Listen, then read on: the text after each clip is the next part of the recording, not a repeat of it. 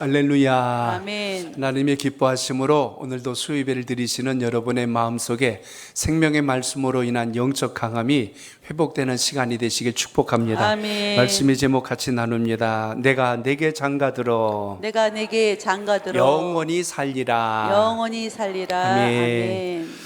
호세아서를 통해서 하나님이 우리를 어떻게 사랑하셨는지 그 사랑의 의미를 다시 오늘 기억하면서 믿음의 자리에 잘 세움받기를 축복합니다. 아멘. 인생은 참 어떻게 보면 하나님 보실 때 참 긍휼이 아니면 살 수 없을 만큼 자기가 붙들 수 있는 조금이라도 힘이 있다고 생각하는 순간 하나님을 의지하려고 하는 마음이 우리 속에서 일어나지를 않아요.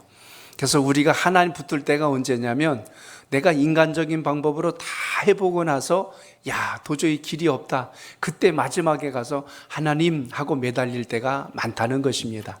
특히 이스라엘 백성들, 수많은 선지자와 또 제사장과 주님의 율법과 말씀이 있음에도 불구하고 그들이 하나님께 돌아오는 데는 상당한 시간이 걸렸습니다. 그 상당한 시간이라고 하는 것은 자기 생각 좋은 대로 다 살아보고 하나님이 하지 말라는 거 다 해보고 하나님 그 길로 가면 너 망한다 그러는데도 망할 길까지 가보고 그리고 나서 마지막에 가서 이 길이 아니었구나, 그리고 나서 주님 앞에 제가 잘못했습니다 하고 돌아왔다는 것입니다. 좀 미리 돌아오면 얼마나 좋을까요? 그런데 참 우리 인생은 마지막까지 끝장을 보고 나서야 주님 앞에 돌아오는 일들이 참 많기에 하나님 말씀은 이러한 모든 것에 우리가 두말할 수 없도록 미리 기준을 지시한 겁니다. 너희들이 고집부렸지 성경 말씀을 봐라. 그렇게 산 자들의 결과가 여기 있느니라. 그러니까 우리가 나중에 주님 앞에 와서라도 할 말이 없게 만드시는 상황이 말씀 속에 있음을 주목하게 됩니다. 오늘 말씀에 보면 참 두렵고 떨리는 말씀, 또 우리 마음을 설레게 하는 위로와 소망의 말씀이 있는데요. 그건 어떤 것이냐면 오늘 19절에서 말씀한 것처럼 내가 너에게 장가를 들어 영원히 함께 살겠다라고 하는 말씀입니다. 이미 앞부분에서는 하나님 뭐라고 그러셨어요? 너희가 어찌하면 이렇게 내 말을 들어먹지도 않고 내 뜻대로 살지 않느냐, 너희들은 마치 이 음탕한 여인과 똑같구나 하고 하나님께서 이렇게 말씀하신 것을 우리가 앞에서 먼저 살펴보셨습니다. 그런 이스라엘 백성들을 하나님이 버리지 않고 그들을 끝까지 붙들어서 천국 백성 삼아주시는 이야기가 오늘 2장 속에 있어요. 그래서 지난 시간에 나눈 이야기를 보면 하나님 앞에 우리가 입이 10개라도 할 말이 없고 감히 우리가 주님을 부를 수 없을 만큼 너희는 내 백성이 아니다, 나는 너의 하나님이 아니다, 다시는 나를 하나님이라 부르지 말라, 이렇게 호되게 내치신 하나님께서 오늘 14절부터 23절까지는 뭐라고 말씀하시냐면 내가 너희를 다시 불러서 내가 너와 함께 장가를 들어 내가 너희를 끝까지 영원토록 함께 할 것이니라 라고 또 한 번 위로의 말씀을 주시는 거예요. 그러니까 오늘 말씀을 우리가 잘 기억해야 될 것은 하나님은 우리에게 어떤 분이 되신가를 잘 깨달아서 우리가 실수와 허물 중에도 말씀 앞에 서는 게 왜 중요한가를 깨닫는 믿음의 지혜가 있길 축복합니다. 아멘. 어젠가 그제 사진 한 장을 봤어요. 요즘 아이들이 말을 너무너무 안 들어요. 심지어 징그럽게 안 듣는다고 그러잖아요. 왜 이렇게 안 들을까 봤더니 우리 학교 다닐 때를 사진을 보여줬어요. 저희 학교 다닐 땐 교복 입고 다녔고 제가 고2 때부터 교복 자율화가 그때 시작이 됐거든요. 그 전까지는 교복 입고 다녔고, 그러니까 머리 싹둑 자르고, 그리고 뭐 가방 이렇게 책가방 하고 뭐 교복도 단정하게 입고 다녔는데 그때는 말 안 듣거나 그러면 거의 10중 8구 그거 많이 했어요. 엎드려 뻗쳐. 그 다음에 엉덩이 두들겨 맞아야 돼요. 운동장을 오리걸음으로 막 걷는 거였어요. 요즘 아마 아이들 이렇게 하라면 그 선생님 아주 교육부에 고발당하고 난리 날 겁니다. 부모들이 눈에 쌍심 지키고 난리가 날 거예요. 근데는 그때는 그렇게 엄히 혼내고 꾸짖고 그러니까 딴 생각 못하고 선생님 말씀 잘 듣고 그래도 이렇게 학교 생활을 했는데 요즘 아이들은 도대체 들어먹지를 않는다는 거죠. 어떻게 보면 이스라엘 백성들이 말 잘 들을 때가 언제냐면 하나님께 된통 혼날 때입니다.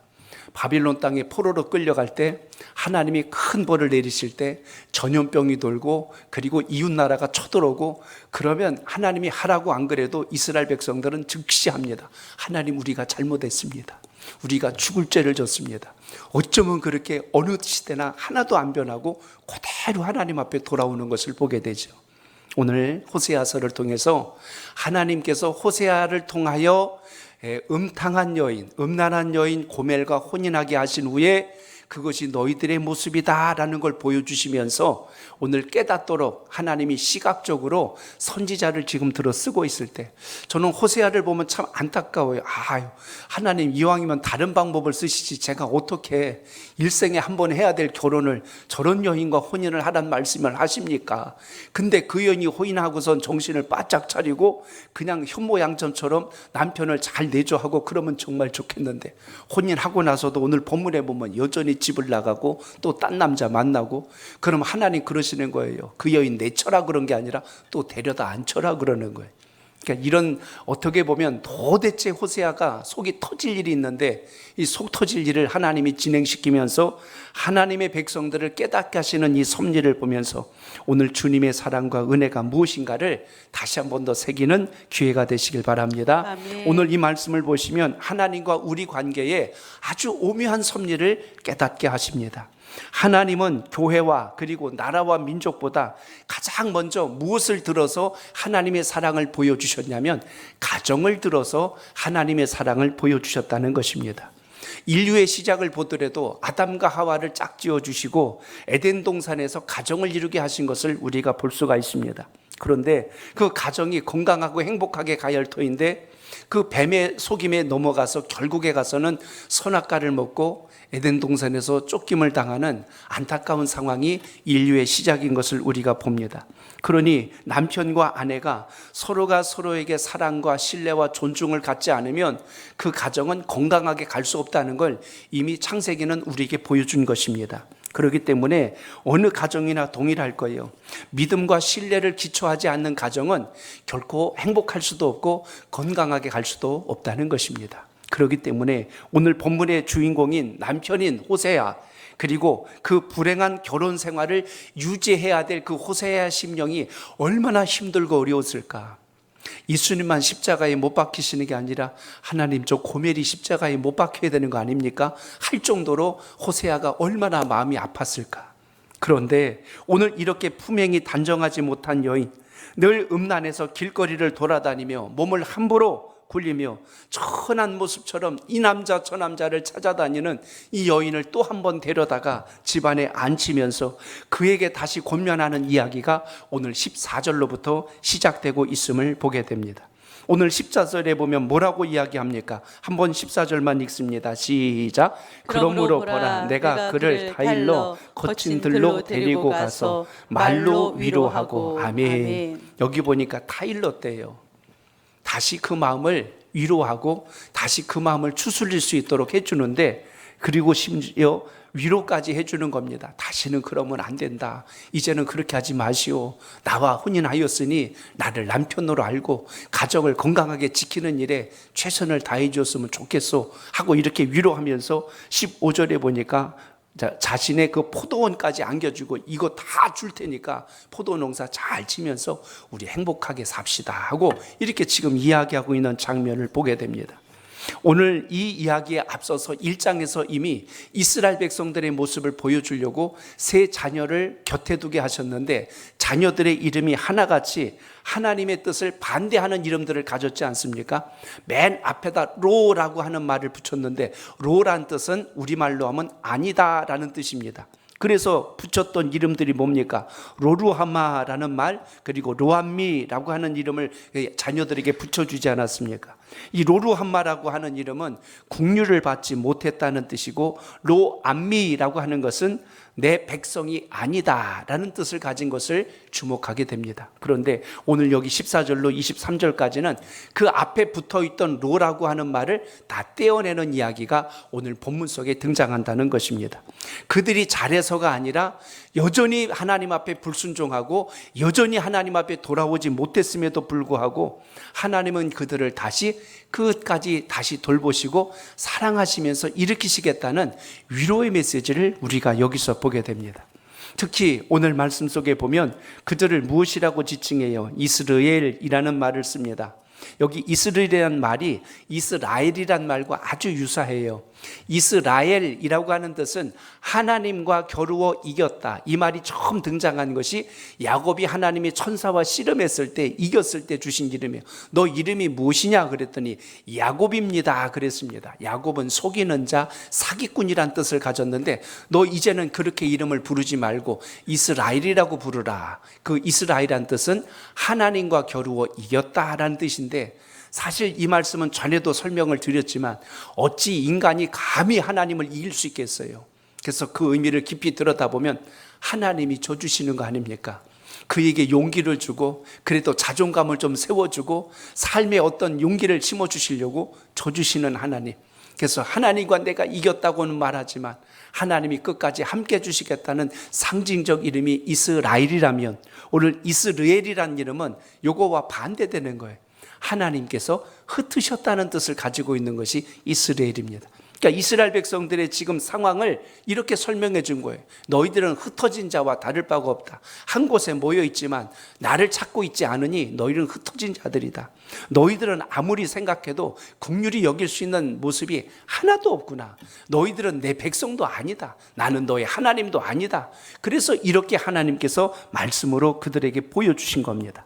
그런데 오늘 본문에서 다시 우리에게 기억시켜 주는 것은 그렇게 못된 고멜과 같은 여인 같은 너희들을 다시 불러다가 다시 집안에 앉힐 것이고 포도원을 줄 것이고 다시 너에게 살 수 있는 희망을 안겨다 줄 터인데, 오늘 내가 바로 그 하나님이란 사실을 보여주셨다는 것입니다. 그래서 이것이 마치 여러분 말씀을 읽다 보면 야, 도대체 이런 결혼 생활을 하는 사람이 도대체 어디 있단 말이냐, 이 정도 여인이라면 벌써 깨져도 10번은 더 깨졌을 것이다. 아마 이렇게 이야기할 수 있을 것입니다. 그런데 오늘 이렇게 하는 모든 과정 속에서 하나님께서 우리에게 보여주신 사랑의 그 실체를 안다면 이게 고멜 이야기가 아니고 이스라엘 백성들 이야기가 아니고 이 시대를 살아가고 있는 우리들의 모습은 아닌가, 여기까지 눈을 뜨지 않으면 안 된다는 것입니다.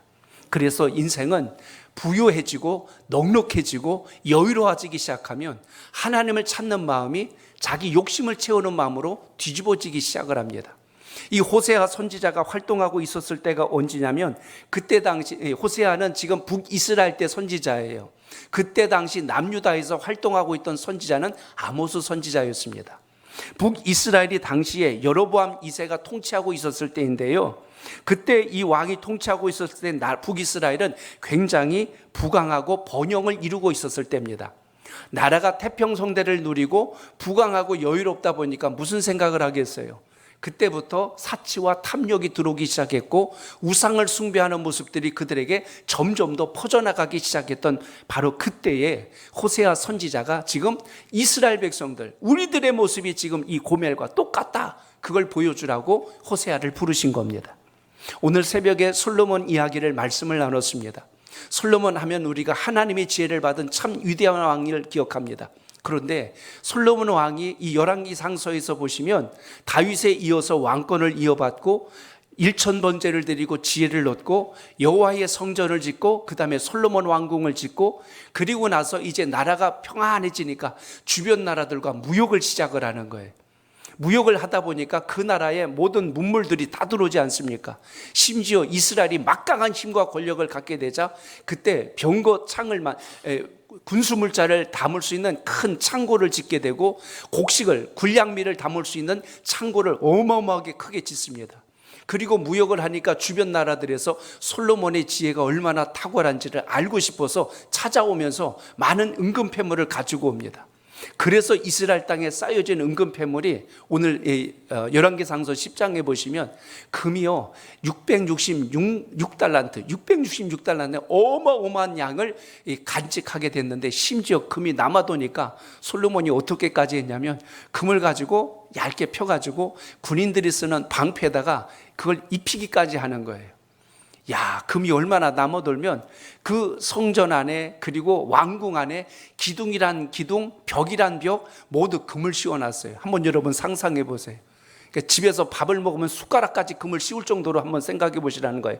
얼마나 금이 넉넉했냐면 그냥 어디다 쓸데없을까? 그냥 눈에 띄면 그냥 금 입혀 이 정도예요. 그래서 큰 방패가 200개나 금을 씌웠고 작은 방패 300개다가 금을 씌워놨어요. 야, 그러니까 여러분 한번 상상해 보세요. 군인들이 전쟁에 나갈 때 그 방패를 딱 들고 서면 상대방이 딱 쳐다보면 기가 확 죽어버리지 않겠어? 세상에, 저들은 방패까지도 금을 두르고 써 있네. 이거 괜히 나와가지고 우리 완전히 죽는 거 아니야? 상대방 기죽이기 딱 좋잖아요. 막 여러분 이게 막 목에다가 금목걸이 차고 막 금반지 끼고 막 이래서 아이고 머리야 그러면서 막 이렇게 흔들어대면 앞에 앉은 사람이 얼마나 심란하겠어요.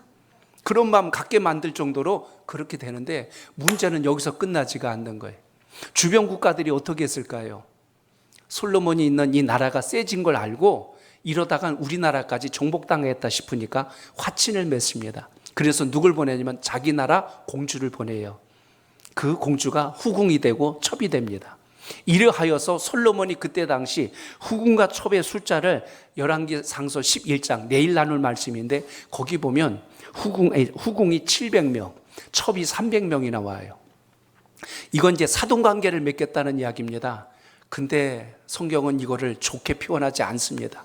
거기 열왕기상서 11장 3절에 보면 여인들이 왕의 마음을 돌아서게 하였더라라는 말이 나와요. 왕의 마음을 돌아서게 했대요. 어디로부터요? 하나님으로부터 돌아서게 만들어요. 야, 아주 심각한 상황이 벌어집니다. 지혜로운 왕이 부강한 민족을 이루고 은근 패물을 잔뜩 쌓아놨더니 이제는 하나님과 등을 돌리고 자기의 쾌락을 즐기며 자기의 어떤 여유를 누려가는 사치와 방종의 모습으로 변질돼 가고 있는 그 서막을 11장에서 우리가 발견하게 됩니다. 결국 인생은 항상 여기가 정점이에요. 내가 좀 넉넉하다, 여유롭다, 편하다 하는 순간 점점 우리가 얼마나 변질돼 가는걸 알아야 됩니다. 우리 주일 성수하는 거예요.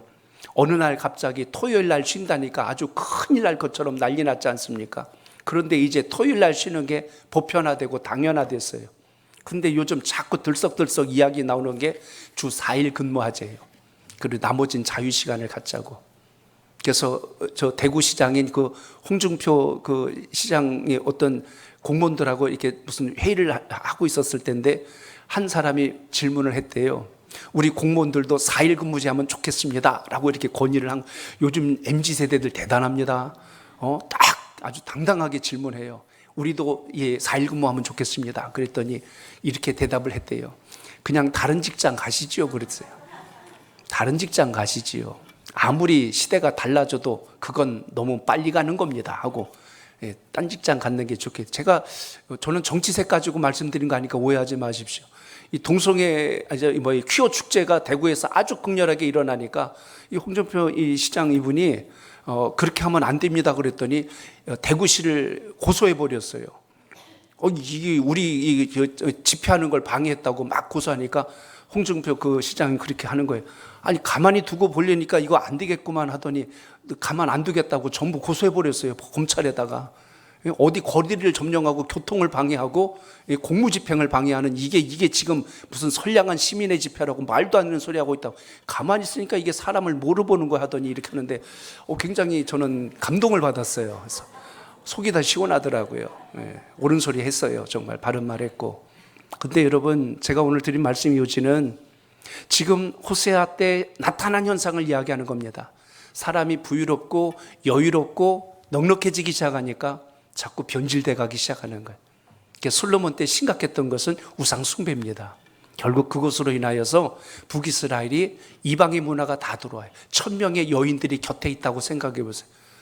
저도 남자지만 여러분 한 사람이랑 산다는 게 얼마나 많은 걸 결단하고 많은 걸 포기해야 되는지 아세요? 그래야 행복한 가정을 유지해 나갈 수 있거든요. 근데 1000명의 여인들이 매일같이 자기들이 믿고 있는 신의 산당에 가서 제사를 지낸다고 하고 그걸 허용해 달라고 하는데 성경은 한마디로 이렇게 이야기합니다. 여인들이 왕의 마음을 돌아서게 하였더라. 솔로몬의 마음이 하나님만 바라보던 일편단심의 마음이 돌아서 버렸어요. 이게 지금 이스라엘의 암울한 먹구름이 끼고 있는 징조입니다. 언제 그랬다고요? 방패에다가 금을 입힐 정도로 부유했을 때 일어난 일입니다. 지금 오늘 북이스라엘 모습이 바로 그 모습을 보여주고 있어요. 인생은 어느 시대나 나라마 시대만 달라졌다 뿐이지 인간의 근본됨은 달라지지 않습니다. 로마서 3장 10절에 보면 의인은 없나니 하나도 없다고 했습니다.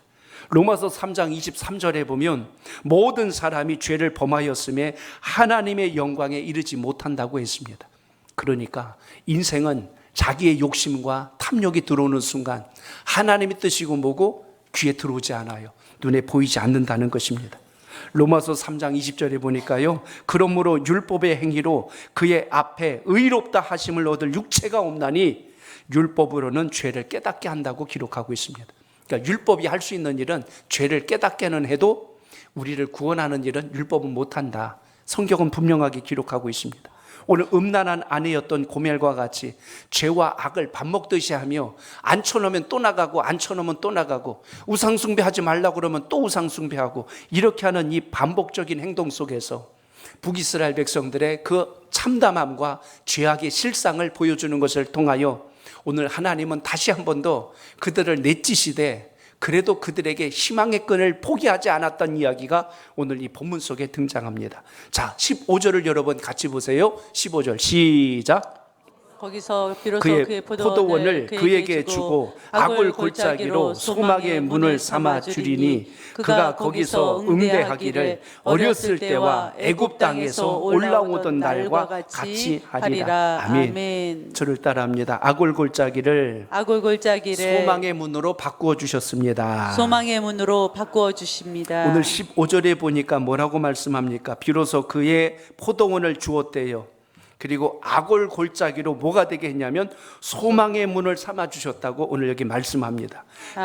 그가 거기서 응대하기를 마치 무엇과 같이 했냐면 어렸을 때와 애굽 땅에 올라오던 바로 애굽에서 벗어날 때와 같은 그런 영광의 자리로 옮기시는 이 장면을 주목하는데, 여기 표현이 아주 우리에게 의미 있게 전달해 주는 장면이 뭐냐면 악을 골짜기로 소망의 문을 삼아 주었대요. 악을 골짜기 같은 인생을 소망의 문으로 옮겨주시는 하나님의 사랑을 표현한 것이 15절에 등장합니다. 도대체 악을 골짜기란 말이 어디에서 제일 먼저 등장하냐면 여호수아서에 보면 잘 나와 있습니다. 악골이란 뜻은 괴로움이란 뜻을 가지고 있습니다. 해골이란 뜻도 가지고 있지만 괴로움이란 뜻을 가지고 있는 게 이 악골이란 뜻인데, 그 악골의 이야기의 배경을 보면 이스라엘 백성들이 여리고성을 함락했을 때입니다. 함락하기 직전에 하나님이 여호수아에게 주신 말씀이 있어요. 이 성은 나의 성이니 첫 것이니 너희들은 이곳에 있는 어떤 은금 패물도 손대선 안 된다. 이건 다 나의 것이니라. 이렇게 하나님께서 명하셨습니다. 여호와의 곳간에 드릴 것이라고 했는데도 불구하고 거기에 유다 지파 중에 아간이라고 하는 자가 그 명을 어기고 아무도 보지 않을 때 은과 금을 자기 숙소, 자기 침상 밑에다가 숨겨버렸고, 심지어 성경에 보면 신할산 외투 한 벌을 감추었더라. 최고급 옷입니다. 요즘으로 말하면 무슨 비둘기똥 같은 그런 옷 있잖아요. 샤넬 같은 아주 최고 명품 같은 그 시대에 제일 입고 싶은 너무나 좋은 옷을 한 벌을 싹 감춰가지고 숨겨버린 거예요. 아무도 몰랐죠. 누가 알죠? 하나님 알고 계셨고 아간이 알고 있었죠. 아간이 입 다물고 있으면 아무도 모를 줄 알았어요. 근데 하나님께서 그 죄를 보고 계셨죠. 그래서 다음 아이성 전투에서 패하는 일을 계기로 해서 결국 그 죄를 찾고 제비뽑기로 추적하다 보니 오늘 그 집안이 결국 드러나게 되는 사건이 나타납니다. 그때 그 가족 모두를 몰살시킵니다. 어디서요? 악을 골짜기에서. 그래서 너희들로 인하여 우리를 괴롭게 했으니 너희들이 여기서 죽임을 당하리라. 사형을 당합니다. 여호수아서 7장 25절로 26절을 제가 읽어드립니다. 두 절을 읽어드립니다. 여호수아가 이르되 내가 어찌하여 우리를 괴롭게 하였느냐. 여호와께서 오늘 너를 괴롭게 하시리라 하니 온 이스라엘이 그를 돌로 치고 물건들도 돌로 치고 불사르고 그 위에 돌 무더기를 크게 쌓았더니 오늘까지 있더라. 여호와께서 그의 맹렬한 진노를 그치시니 그러므로 그곳 이름을 오늘까지 악을 골짜기라 부르더라 라고 되어 있습니다. 아멘. 결국 인간의 탐욕과 죄악이 쌓여있는 그곳, 당장은 은근 패물이 많아서 부자가 된 것 같은데 그 속에 괴로움, 그 속에 근심이라고 하는 게 숨어 있음을 우리가 발견하게 됩니다. 결국 인생이 살아가면서 하나님이 주신 것으로 감사하고 기뻐하지 않고 인간의 탐욕으로 쌓아놓은 것은 마침내 그것이 쓴 열매가 되고 썩고 오염되어서 냄새를 풍길 수밖에 없다는 사실을 이 말씀을 통해서 우리가 봅니다. 그러한 너희의 인생을 무엇으로 바꿔주셨다는 거예요. 소망의 문으로 삼아주시리라. 소망으로 들어갈 수 있는 통로로 삼아주시겠다는 것은 마치 우리가 세상을 내 좋은 대로 살던 인생이 하나님의 은혜로 십자가의 은혜로 주의 자녀가 되고 천국 백성이 되어서 이제는 나로 인하여서 하나님의 나라가 뭔지를 깨닫게 하셨고 우리가 구원받은 천국 백성이요 우리를 통하여 주를 만나야 할 영혼들이 많다는 것을 알게 하신 은혜, 오늘 그것이 오늘 호세아와 고멜의 사건을 통하여 우리에게 보여주신 사건이라는 것을 알게 하십니다. 아멘. 결국 여러분 오늘도 우리가 신앙하면서 기억하셔야 될 것은 주님을 만나야 우리의 인생이 달라지고 변한다는 겁니다. 아멘. 아무리 세상에서 명예와 권세와 부귀를 누려도 그 끝은 결코 우리를 행복하게 만들지 않습니다. 우리를 정말 행복하게 할 수 있는 근원은 주님을 만나고 주님 뜻대로 갈 때 하나님께서 공급해 주신 것으로 감사하는 신앙의 역사가 여러분 삶 속에 있기를 축복합니다. 아멘. 예수 그리스도 그 주님께서는 우리가 가는 길이 그 사망의 길을 생명의 길로 옮겨주셨고 절망의 길을 희망의 길로 옮겨주셨고 슬픔의 길을 기쁨의 길로 옮겨주시는 아멘. 주님의 역사가 여러분 속에 있기를 바랍니다. 아멘. 마가복음 5장에 보시면 거라사 지방에 사는 미친 광인 이야기가 나옵니다. 그가 귀신에 들려서 막 괴로워하고 고통할 때 주님은 거기에 있는 그 귀신을 2,000마리가 넘는 돼지떼에게 들어가게 하시고 그 사람을 온전하게 만들어 주시죠. 그 사건을 보면서 보는 시각이 다릅니다. 도대체 저 2,000마리 돼지떼가 저 한 사람 때문에 죽어나간다면 그 금액이 얼마나 되겠냐라고 그걸 따지는 사람이 있고, 뒤집어 본다면 우리 인생의 생명이 영원히 돼지 2,000마리보다 비교할 수 없을 만큼 너무너무 소중하다는 사실을 거기서 우리는 또한 발견할 수가 있습니다. 오늘 이 시간 예배를 드리며 우리는 천금을 주고도 바꿀 수 없는 너무나 보배롭고 존귀한 자라는 것을 말씀 안에서 깨닫는 지혜가 있기를 축복합니다. 아멘. 그걸 알아야 비로소 우리가 인생을 살아갈 때 비교에 의해서 낭망치 아니하시고 하나님께서 주신 것으로 감사할 줄 아는 믿음의 시야가 열려진다는 사실입니다. 아멘. 요한복음 11장 17절로 44절까지 보시면 거기 보면은 마리아와 마르다의 오라비였던 나사로의 이야기가 나옵니다. 그가 병에 걸려서 죽게 되어 마침내 장사를 지냈을 때 주님께서는 무덤에 돌을 치우라 하시고 나사로야 나오라 하셔서 그 3일이나 지났던 그 나사로의 시신이 생명을 가지고 다시 일어날 수 있도록 역사해 주신 사건을 보듯이 인생은 절망이요 끝이라고 할 때 하나님은 우리에게 기쁨과 감사와 소망을 주시는 분이라는 걸 잊지 마시고 그 은혜가 여러분 삶 속에 있기를 축복합니다. 아멘. 어느 분이 그런 이야기를 해요. 장례식장 갈 때요, 믿지 않는 분들이 제일 예수 믿는 사람들 이해 못하는 게 있다지 않습니까? 첫째는 장례 지낼 때 찬송하는 게 이해가 안 된다는 거예요. 슬퍼서 아이고 아이고 하고 울어야 되네. 찬송을 부르는 거예요. 도대체 저 사람들이 제정신인가 그래요. 더 기가 막힌 건요, 기도할 때랍니다. 기도할 때 그러잖아요. 하나님 아버지, 주님께서 우리 영혼을 불러주시고 천국 품에 앉게 해주신 것을 감사합니다. 도대체 사람이 죽었는데 감사하다는 말을 듣고 믿지 않는 사람들은 이해를 못하는 거예요. 도대체 뭐가 감사하고 뭐가 좋아서 저렇게 찬송을 불러대나. 그런데 주님을 만나고 은혜를 체험하고 나니까 야, 우리 인생이 여기서 끝이 아니었구나. 그걸 알게 되니까 그 장례가 아니라 이건 천국에 보내드리는 환송식이었구나. 그걸 알아야 비로소 장례 참된 가치를 알게 되는 거죠. 그러니까 주님 만난 사람은 악을골짜기가 뭐로 바뀌어요? 소망의 문으로 바뀐다. 이보다 더 귀한 게 어디 있습니까? 이 비밀을 아는 분들이 누구예요? 오늘 수협에 나오신 여러분들 아닙니까? 그러니까 오늘 이 축복을 가지고 감사로 신앙하는 은혜가 여러분 삶 속에 있기를 축복합니다. 아멘. 그러므로 우리는 이 세상을 살 때 어떤 마음으로 살아야 돼요? 오늘 17절 읽어봅니다. 17절 시작. 내가 바알들의 이름을 그의 입에서 제거하여 다시는 그의 이름을 기억하여 부르는 일이 없게 하리라. 아멘. 저를 따라합니다. 악을 버리고 부르지 말아야 합니다. 부르지 말아야 합니다. 내가 바알들의 이름을 그의 입에서 제거하여 다시는 그 이름을 기억하거나 부르는 일이 없게 하리라 라고 오늘 여기 말씀합니다. 하나님께서 주의 백성들을 부르신 이유가 여기에 있다는 거예요. 바알을 나의 신이라고 부르지 않게 하시겠대요. 기억도 하지 못하게 할 것이고 그 입에서 제하여 버리시겠다고 한 것. 세상이 나에게 복을 주는 줄 알고 물질을 쫓아가고 명예를 쫓아가고 권세를 쫓아가던 우리의 인생이 이제는 주님께서 주신 복이 진짜 복입니다. 이렇게 우리 입술의 고백이 달라지고 세상에 미련을 두거나 그걸 비교하여서 낭망하지 않도록 우리에게 삶의 중심을 세워주신 걸 기억한다면 오늘 이 말씀이 여러분에게 능력이 되시길 축복합니다. 아멘. 그렇기 때문에 오늘 우리의 입술의 고백이 무엇을 고백하고 있는가를 보셔야 돼요.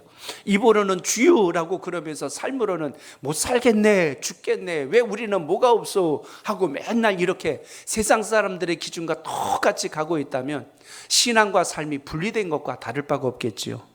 그래서 오늘 부정한 아내였던 고멜이 그의 생각, 그의 입에서 나오는 말, 그의 발걸음까지도 이제는 과거와 같이 옛사람으로 돌아가지 않게 하리라 라고 오늘 말씀해 주신 것은 하나님의 백성들이 다시는 바알이요 아세라요 하고 세상의 신을 쫓아가지 않게 하실 뿐만 아니라 그들의 입으로 바알을 사랑하지 아니하고 제가 여호와 하나님만을 사랑하나이다 이 고백을 하도록 역사하시겠다는 뜻을 오늘 본문에서 보여주셨다는 것입니다.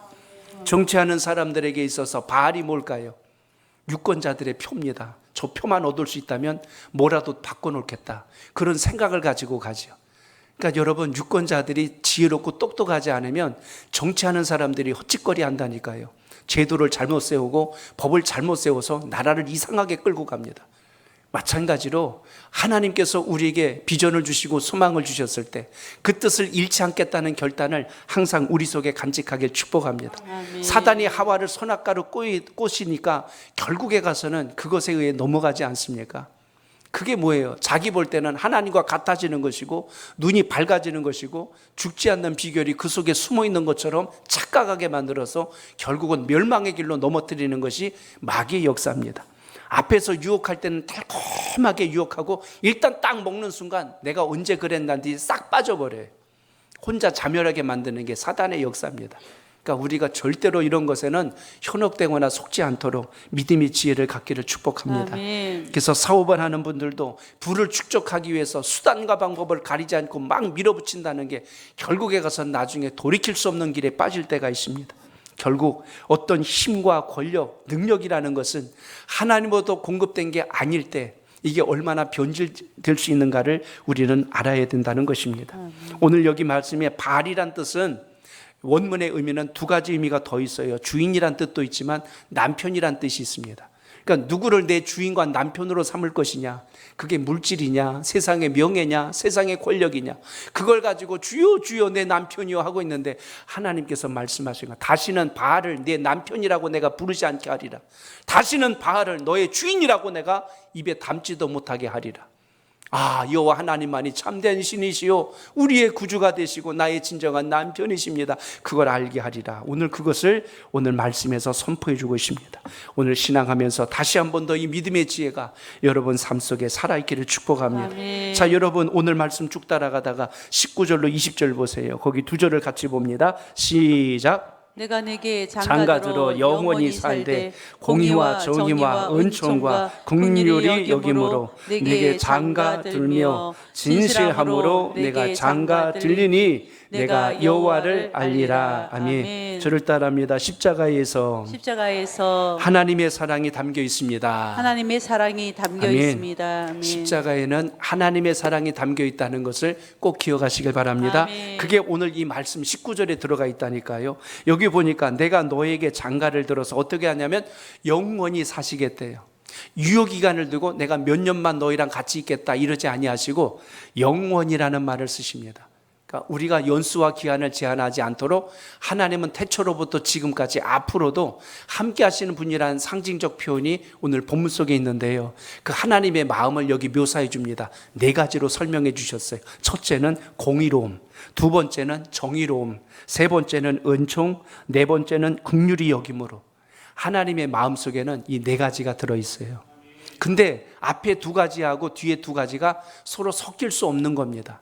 의로움과 공의를 지키려면 자비를 베풀면 안 됩니다.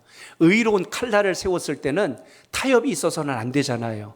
그래서 공의롭다, 정의롭다가 하나고 뒤에 이야기하는 은총과 긍휼, 이게 또 같이 엮여 있는 말씀인 것을 우리가 봅니다. 하나님에겐 이 두 가지 성품과 속성이 들어있다는 이야기죠. 그래서 의로우심과 자비로우심 두 가지가 우리를 품고 사랑하시는 하나님의 방법이라는 것을 여기서 보여주십니다. 그러니까 하나님은 의로움에 대해서는 단호하세요. 하나님이 말씀하신 율례와 법도를 따르지 않을 때는 과감하게 칼로 내치시고 끊어내시는 분이십니다. 그런데 우리를 버리시되 아주 버리시지 않는 이유가 하나님 마음속에 은총과 긍휼이 있기 때문에 그렇습니다. 긍휼이란 단어의 뜻은 불쌍히 여긴다는 겁니다.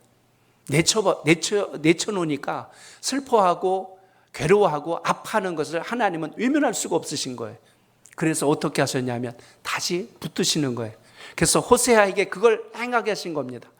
고멜이 자꾸만 집을 나가서 딴짓거리하고 못된 짓하고 나쁜 짓 하는데 가서 또 데려오고, 그래서 오늘 14절 말씀처럼 타일르고 위로하고 또 다시 힘내라고 격려해주고 이렇게까지 하는 것처럼 하나님은 우리의 약함과 불의함을 아시면서도 여전히 우리를 버리지 않는 이유, 하나님께서 우리에게 은혜를 베풀어 주시고 우리를 불쌍히 여겨주시는 이 마음이 주님 안에 있기 때문에 그렇다는 사실입니다.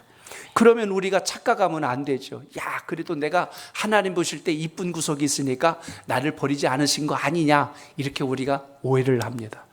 정말 하나님의 진노의 칼을 뽑는 그 순간 하나님이 얼마나 무섭게 내리치시는데요.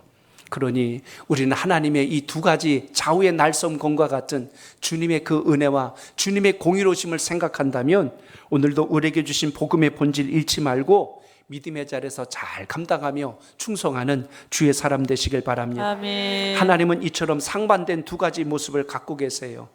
의로우심과 자비로우심. 오늘 그 의로움과 자비로우심의 그 가장 이 아름다움을 조화롭게 만들어주신 사건이 뭘까요? 바로 십자가 사건입니다. 하나님은 인류가 죄 가운데 있기 때문에 죽어요. 그리고 버림당해야 되고 지옥불에 떨어져야 됩니다. 에덴 동산의 사건과 똑같죠.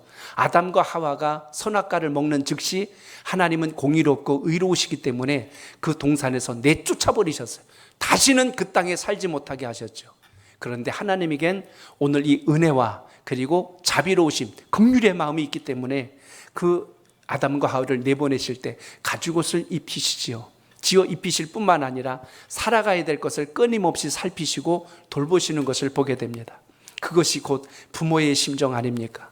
자식이 아무리 속을 썩이고 못된 짓을 해도 계속 측은한 마음, 안타까운 마음이 흘러서 별일 없을까? 괜찮을까? 계속 염려하는 것. 자식은 에이, 내가 이제 내 마음대로 살아보지. 얼마나 한번 내가 막 살아가지고 한번 부모님 막 속 한번 아프게 해봐야지 하고 막 그렇게 생각할 수 있을지 모르겠어.